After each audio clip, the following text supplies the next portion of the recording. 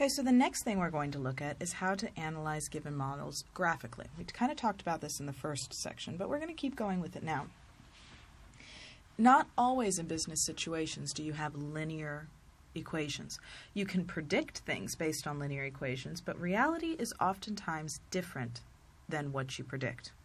So the depreciation value in the car is given by the following equation: y equals negative 10,000x plus 80,000, where x is the age of the car in years and y is the value of the car in dirhams. So when the car starts off, it's 80,000 dirhams.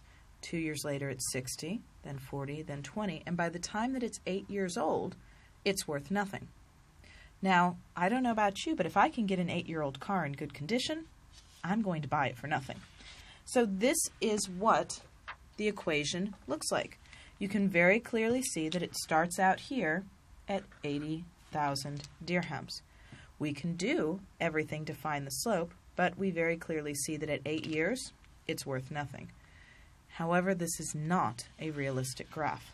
A more realistic graph of cars' depreciation value would be starting here at 80, and by the time it hits 2 years, it's probably worth about half of what you initially paid for it, as the depreciation initially, when it first starts, is very steep.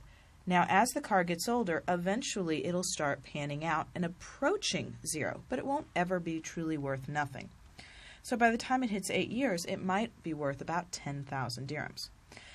This is not a linear equation, so we use linear equations to predict future events, but that doesn't necessarily mean that it works in all situations.